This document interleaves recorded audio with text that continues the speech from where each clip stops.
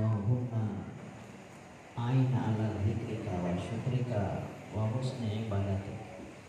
Ya Allah, jadikan kami yang hadir di tempat ini, di majelis ini sebagai ahli zikir. Amin.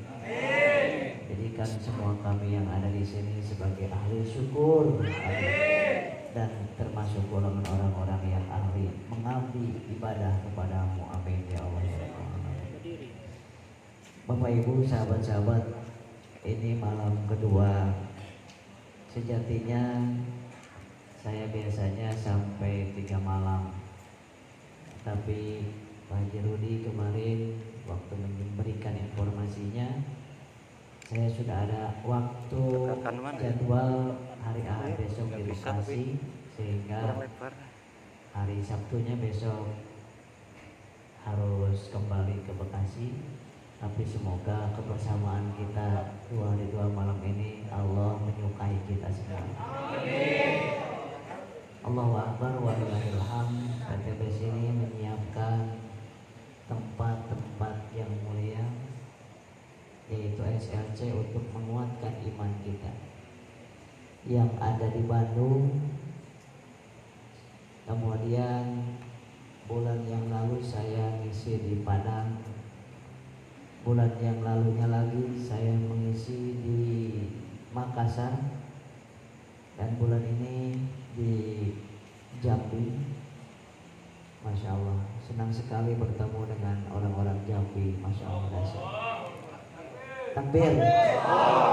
Termasuk terhadap Buya Zul yang sangat Masya Allah luar biasa. Guru kita ini benar-benar kita doakan semoga beliau sehat walafiat dunia wal akhirat. Amin. Luar biasa beliau seorang guru, tetapi mencontohkan kebaikan-kebaikan buat kita semuanya. Kemudian untuk bulan berikutnya dijadwalkan di Malang. Malang bulan kemarin hadir 1.000 orang ya. Betul ya? 1.000 orang. Insya Allah ini pertama kali di Malang itu 1.000 orang. Jambi pertama kali 300-an ya.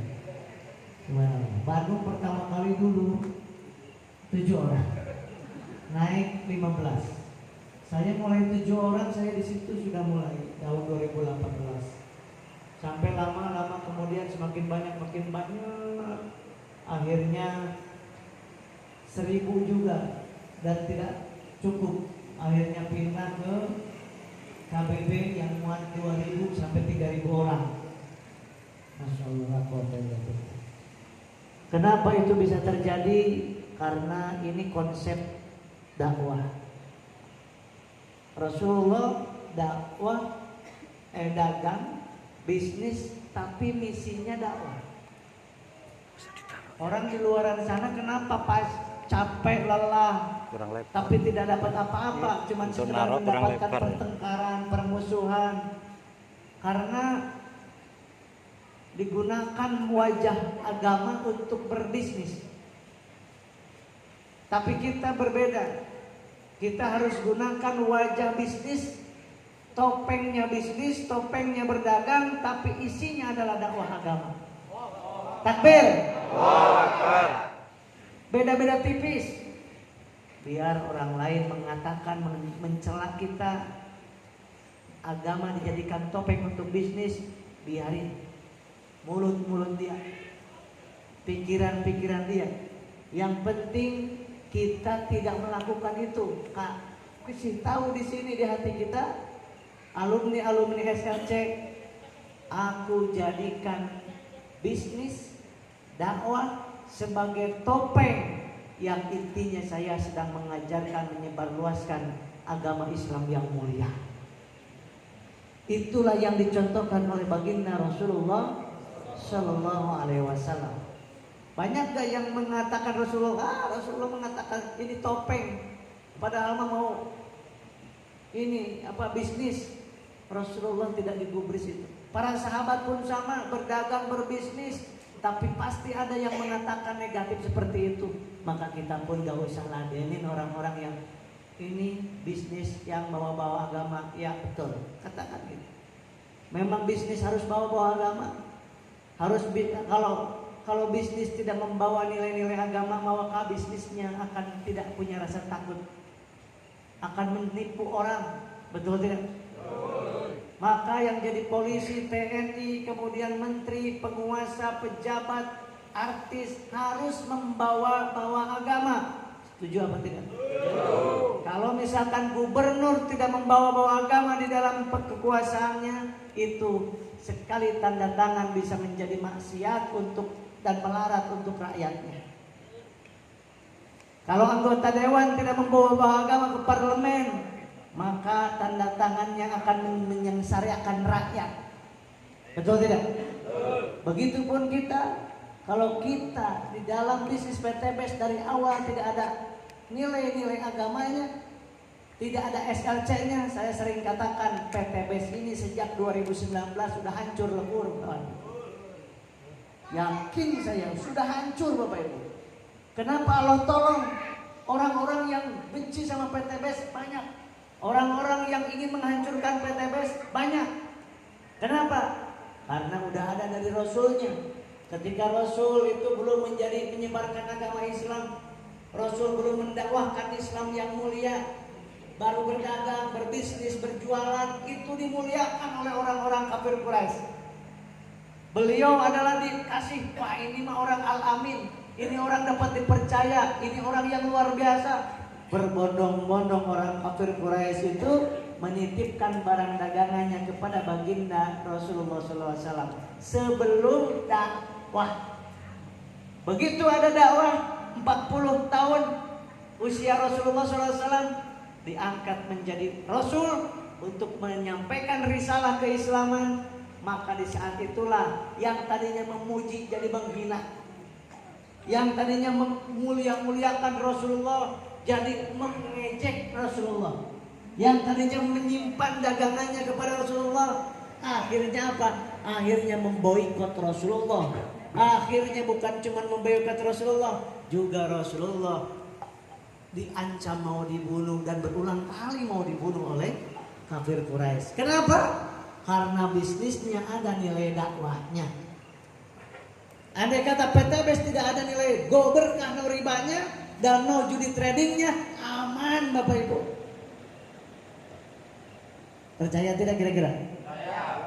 Andai kata PTBS itu tidak visi misinya membantu umat terbebas dari hutang dan riba, maka PTBS itu Bapak Ibu gak bakal ada yang otak-atik. Bisnis Bapak Ibu lancar-lancar aja, gak ada yang ngejek, gak ada yang menghina, gak ada yang membuli di laptop, di Facebook, di TikTok, gak ada yang bully. Andai kata hanya bisnis pure duniawi, itu si setan senang banget.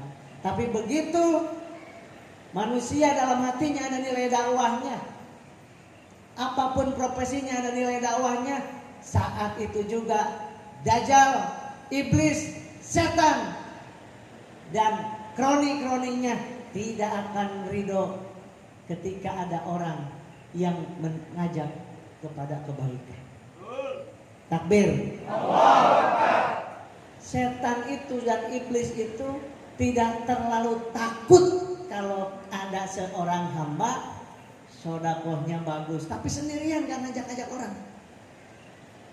Qiyamul lailnya setiap malam bagus, tapi sendirian gak ngajak-ngajak orang. Kemudian baca Qur'annya rajin, tapi sendirian gak ngajak orang. Kemudian zikirnya, istighosahnya, sholawatnya rajin, tapi sendirian gak ngajak-ngajak orang. Itu setan gak pati takut dengan orang tersebut. Dibiarkan. Kalau bahasa kitanya, ini hamba Allah sedang zikir sendirian. Tapi di sebelah sini ada hamba Allah lagi yang suka ngajak-ngajak zikir bersama-sama, istighosah bersama-sama, sholawat bersama-sama. Itu si iblis, jenderalnya iblis. Itu pasti akan, wahai jenderal, saya menggoda itu dulu, apa ini dulu? Ush, kamu itu biarin aja. Biarin dia sendirian kok. Yang bahaya ini bahaya nih Ustaz Syamil. Yang bahaya ini yang ngajak-ngajak orang keluar dari riba. Geser Pak. Yang bahaya ini, yang ngajak-ngajak qiyamul lail. Apa bercanda. Ini orang ini kalau SKC-nya sendirian, udah biarin, gak usah dihalang-halangi, kata jenderalnya iblis. Tapi kalau ada leader, ada luxury, ada pajero, ambasador apapun, mengajak-ngajak orang untuk SLC. Di dalam SLC itu ada qiyamul lail. Di dalam SLC itu ada baca Quran, ada istighosah, ada zikrullah, ada sholawat bersama, ada santunan yatim piatu. Itu tidak akan tidak akan diam itu setan. Akan membisikkan, ngapain kamu so alim banget sih? Pakai ngajak-ngajak ke masjid, kamu aja banyak ribanya. Itu si setan, alladzi yuwaswisu fi sudurin. Siapa setan itu, kata Allah di dalam surat An-Nas? Minal jinnati wan nas. Dari golongan jin dan golongan manusia. Siapa saja dari golongan jin dan golongan manusia yang mengajak kepada kemaksiatan, itulah setan. Siapa saja golongan jin dan manusia yang menghalang-halangi dari kebaikan, itu namanya setan. Kalau ada suami atau istri yang menghalang-halangi SLC, namanya setan. Kalau ada guru ngaji yang menghalang-halangi keluar dari riba, namanya setan. Kalau ada leader dan founder ataupun owner yang menghalang-halangi untuk SLC, itu namanya founder setan. Berani saya bilang gitu. Mau owner sekaligus itu, kalau melarang untuk SLC, melarang untuk berbuat baik untuk mitra-mitranya, saya nggak bakal ikut kepada siapapun ketika menghalang-halangi. Kenapa? Karena SLC ini urusan akhirat kita, Bapak Ibu. Emangnya Bapak Ibu ketika wafat minta pertanggungjawaban kepada leader bisa nggak di alam kubur? Kepada founder bisa nggak? Kepada owner bisa nggak? Nafsi. Makanya kita alhamdulillah punya Pak Haji Febrian ini, punya owner PTBS ini luar biasa. Beliau tidak mengutamakan dunia, tetapi beliau mengajak bagaimana kita selamat di alam kubur, selamat di alam mahsyar, selamat di sirat, dan sampai selamat berjumpa dengan baginda yang mulia Rasulullah di surganya kelak. Amin ya Allah. Takbir. SLC. SLC. Takbir. Sepakat nggak itu kira-kira? Siap menjalankan SLC? Siap ngajak SLC? Kalau ada SLC, kemudian ada yang menawarkan mau gabung priority, mau nungguin priority apa mau ke SLC? Yakin? Coba dicatat. Kemudian 3 hari SLC di sini bukan cuma 1 prioritinya, bisa 2, 3 terserah. Allah. Dan ketika Bapak Ibu itu tidak mengutamakan SLC, malah menungguin yang mau security, priority, apa yang terjadi? Allah bikin, kan kata Allah, aku kan cuma muji hatimu wahai hambaku. Itu bohongan mau prioritinya. Akhirnya ibu bapak nggak datang ke sini. Akhirnya orang mengatakan, mohon maaf ibu, mohon maaf bapak, saya nggak diizinkan oleh suami, nggak diizinkan oleh istri, saya malah digebukin istri. Mau gabung priority malah dimarahin sama istri. Akhirnya tidak jadi. Kecewa tidak? Kecewa karena mengutamakan dunia. Bapak ibu yang dimuliakan Allah, kalau bapak ibu di dalam menjalankan usaha ini tujuannya akhirat, itu Allah jamin. Allah jamin, jangan ragu ke Allah. Tapi kalau kita mengutamakan dunia, belum tentu dunia didapat, tapi yang pasti akhirat akan sengsara. Jadi mulai sekarang kita niatkan dalam batin kita bagaimana kita betul-betul menjalani proses hidup ini ke depan menjadi lebih indah, lebih nyaman. Dan jangan lupa doakan setiap sholat owner PTBS supaya betul-betul istiqomah mengajak kita untuk selamat dunia dan akhirat. Kemudian kita juga doakan para ponder-ponder kita yang mulia, yang sudah menjadi wasilah kita gabung di perusahaan yang membantu umat terbebas dari hutang dan riba. Dan doakan jangan lupa mitra-mitra kita Bapak Ibu.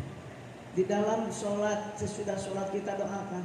Pada saat malam nanti, tadi malam nanti dan setiap malam-malam berikutnya jangan lupa doakan mitra-mitra kita agar sukses dunia akhirat. Bapak Ibu yang dimuliakan Allah Subhanahu wa taala, di malam ini adalah malam kedua saya akan membahas tentang bagaimana nikmat rizki itu supaya kita memahami konsep rizki. Rizki itu rizki yang paling ringan, yang paling kecil adalah rizki harta. Apa? Harta dunia ini adalah rizki yang levelnya paling rendah. Naik level yang kedua, di atasnya rizki dunia, motor, mobil, pajero dan rumah. Itu yang kedua adalah rizki yang bentuknya kesehatan. Sehat itu level lebih penting dibandingkan harta dunia. Coba tanya kepada bapak, saya sama ibu, jawab dari hati yang paling dalam. Punya luxury 2 tapi diabetes, asam urat, kolesterol, stroke, mau mana?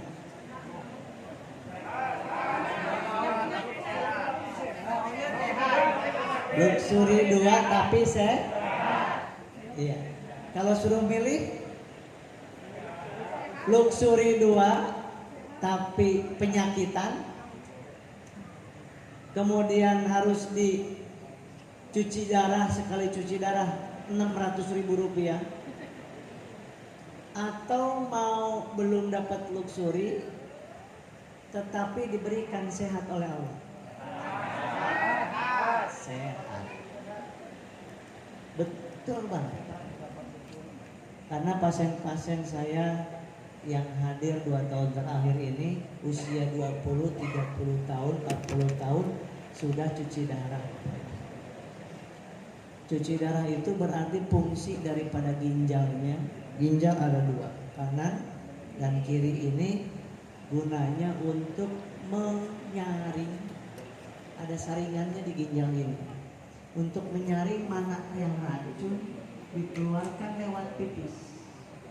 Yang masih bagus masuk lagi ke dalam darah. Diolah lagi di paru-paru, di alveoli. Kemudian masuk ke jantung, dipompakkan lagi ke jantung, ke seluruh tubuh, terus ke ginjal lagi, terus puluhan tahun.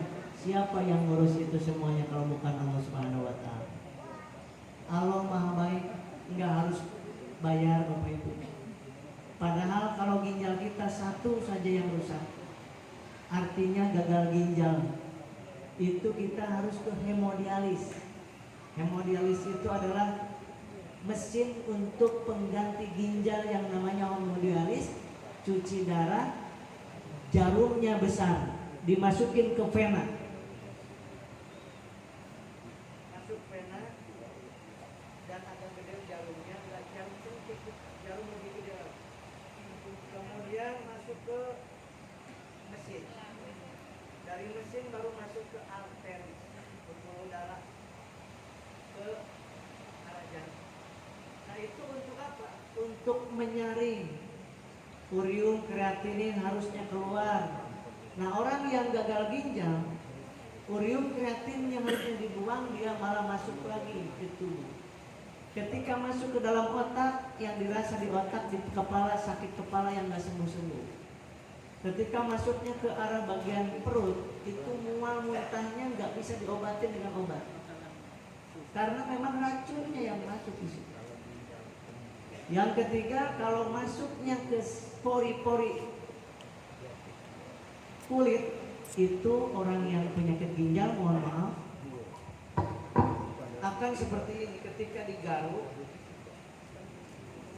itu seperti ketombe dan warna kulitnya gelap. Mohon maaf ya. Ketawa ya, apa ketawa? Jadi gelapnya beda, Pak. Jadi gelapnya gini. Gelapnya itu mulai dari sini, kemudian lidahnya putih sekali. Kemudian ini putih matanya namanya sklera, itu putih banget. Dan ini kehitam-hitaman.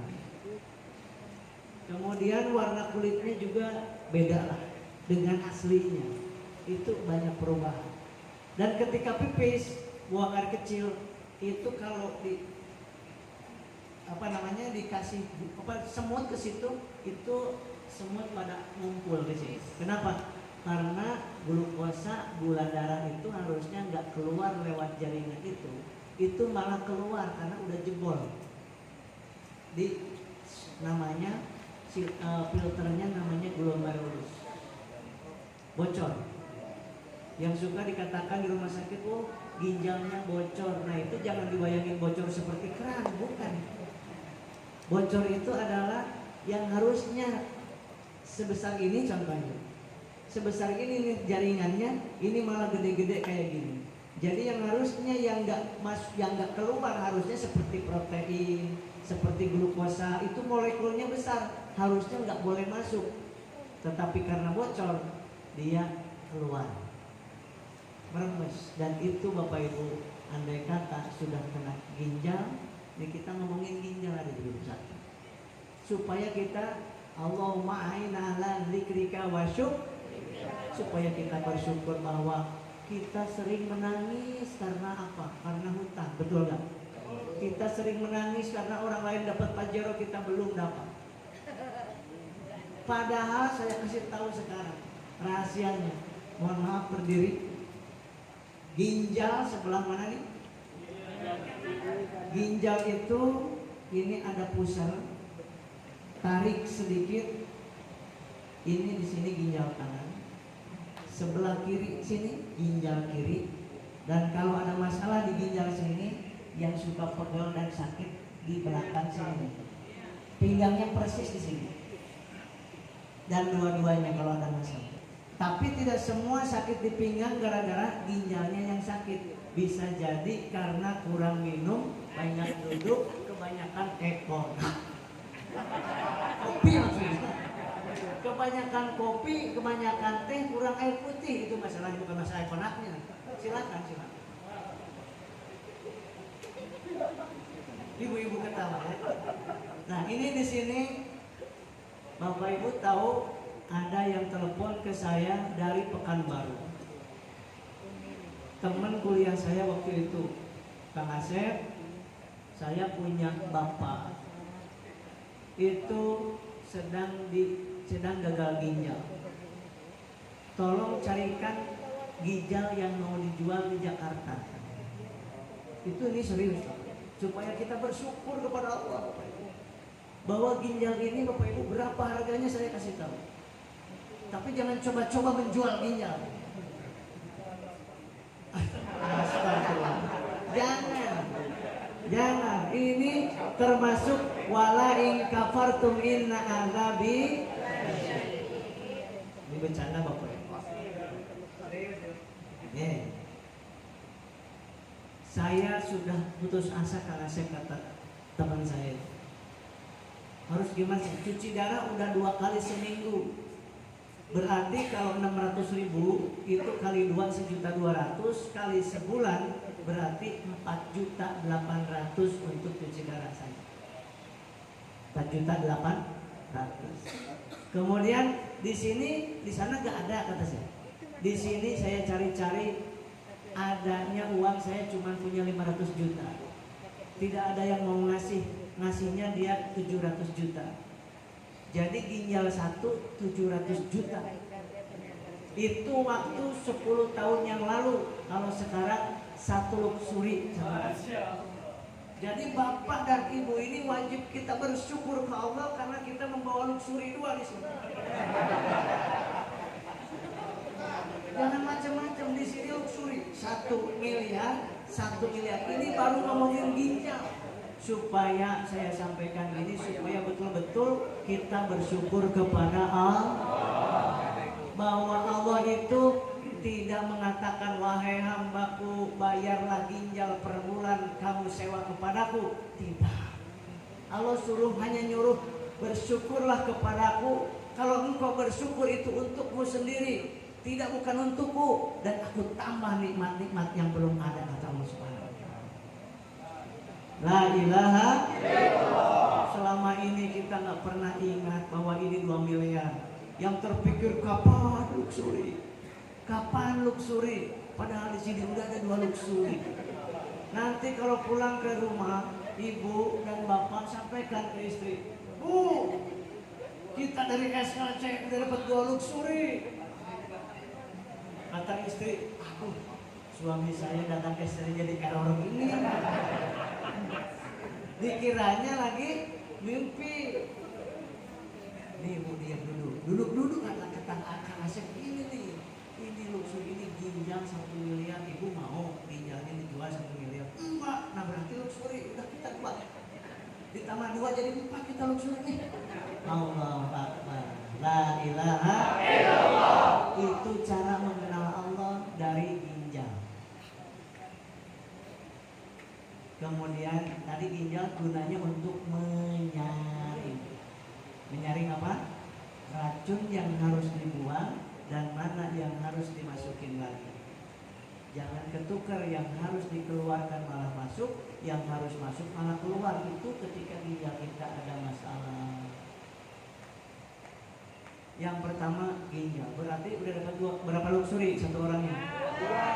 Alhamdulillah. Tutup matanya sebentar sekarang. Ya Allah, terima kasih. Hamba sudah mendapatkan 2 miliar ya Allah. 1 miliar sebelah kanan aku bawa-bawa terus. Aku tidak sadar selama ini aku bawa 1 miliar sebelah kanan. Sebelah kiri itu 1 miliar. Terima kasih ya Allah. Dan tidak perlu dicuci darah, tidak perlu ke rumah sakit. Terima kasih ya Allah. Dan berikan aku kemampuan untuk memperbaiki, untuk memberikan dan untuk memelihara 2 ginjal ini. Alhamdulillah. Baik, buka matanya. Dan sekarang apa yang bisa merusak ginjal?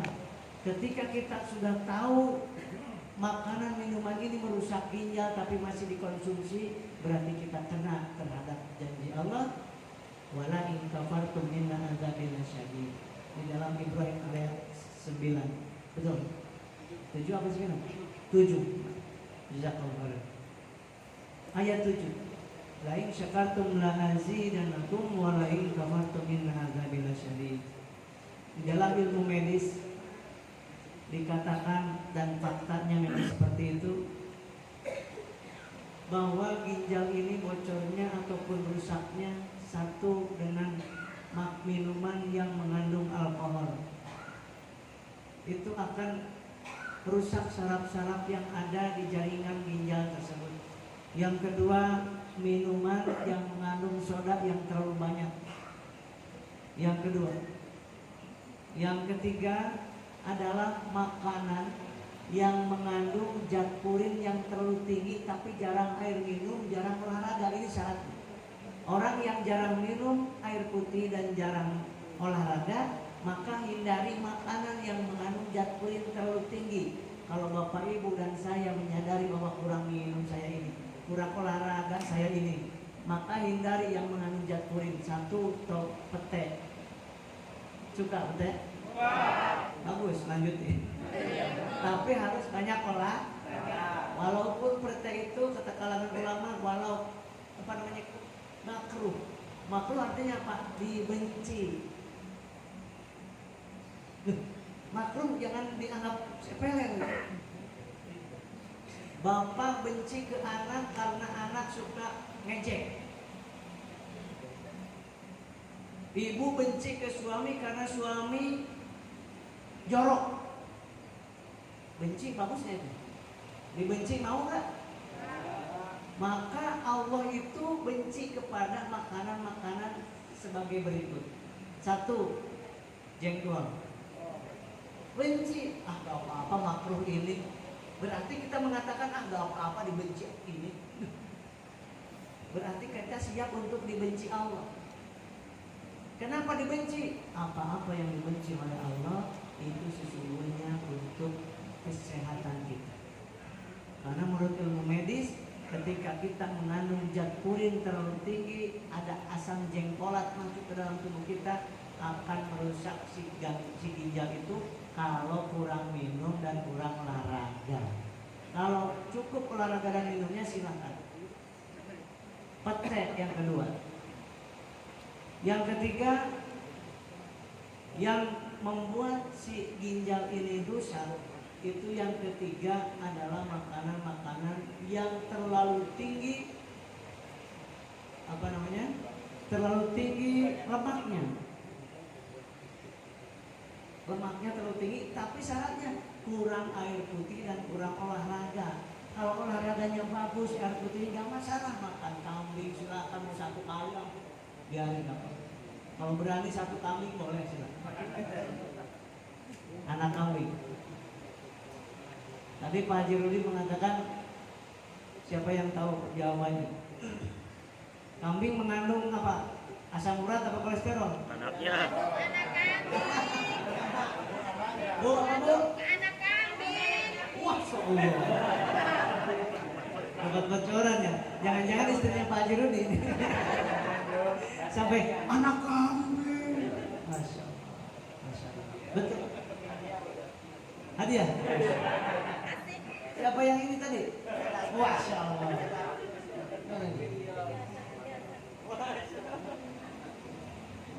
Ada anak kambing ya? Masya Allah. Takbir. Pakai 2 bu. Barakallah. Masya Allah. Masya Allah. Luar biasa. Fotokopi. Di tempat kopi ya biar banyak. Masya Allah. Jadi kita harus paham bahwa Allah itu memberikan nikmat.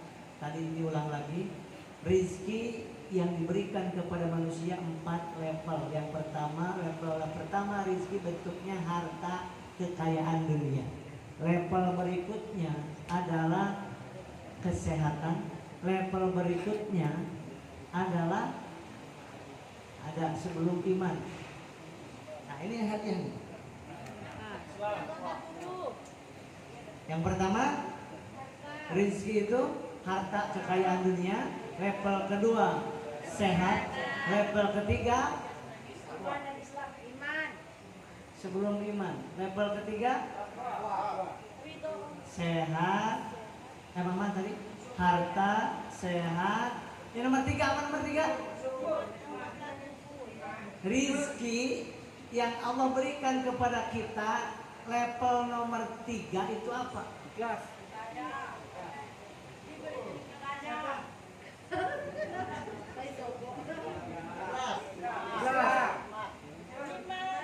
Saya tambah lagi.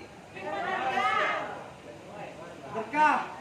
Berkah. Berkah. Berkah. Saya tambah lagi. Islam. Islam. Halal. Halal. Halal. Soleh. Halal. Halal. Saya tambah lagi. Amal soleh. Tenang, tenang. Tenang. Ayo, nomor 3. Ada 4 level rizki menurut Allah.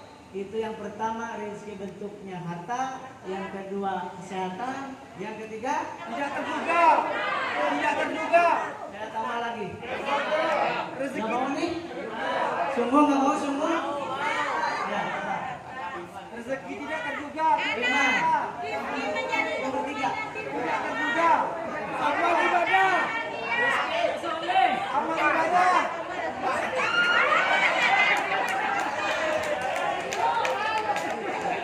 Gak ada yang bisa ya? Oh. Nomor 3 adalah sebelum iman iman ini nomor tinggi sahabat.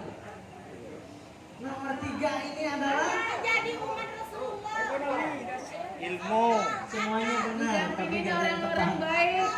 Nomor 3 ini kata para ulama adalah keamanan.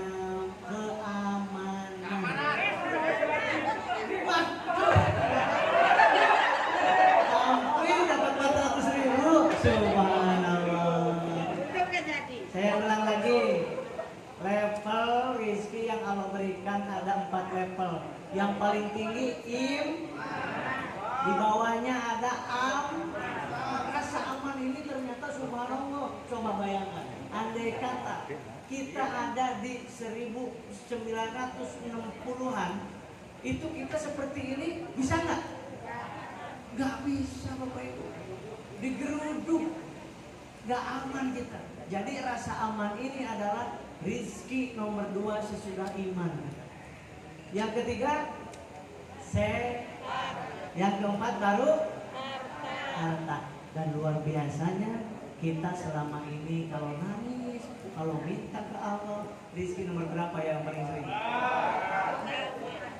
Yuk, karena kita sudah tahu sekarang dari SLC sekarang, yang pertama kita minta kepada Allah nomor 1 yaitu iman. Karena apa? Karena kita masuk ke alam kubur tidak membawa pajero, tidak membawa unsuri, tidak akan disiksa oleh malaikat munkar dan nakir. Tapi kita kalau tidak bawa iman, datang ke alam barzah itu namanya nekat babak belur gitu.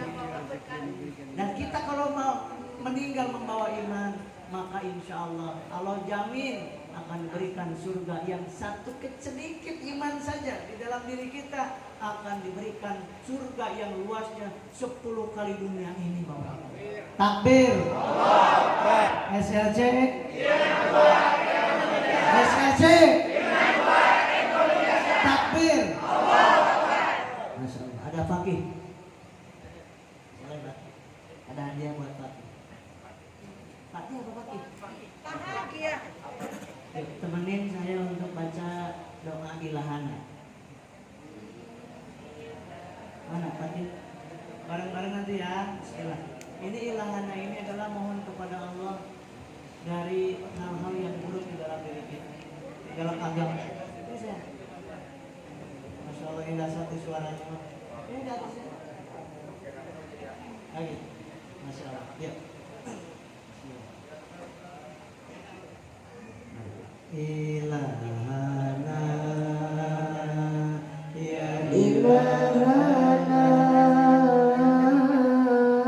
yasir lana umurana ilahana ya ilahana yasir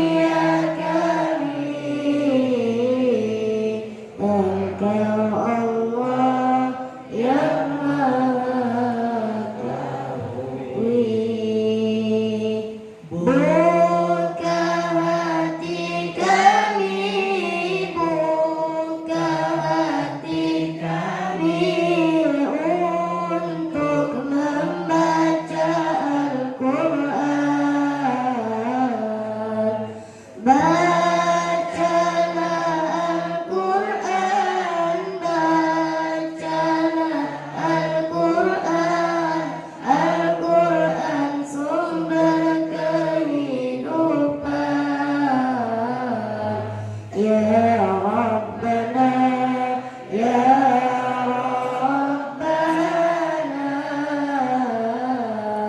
يا فتح يا عليم.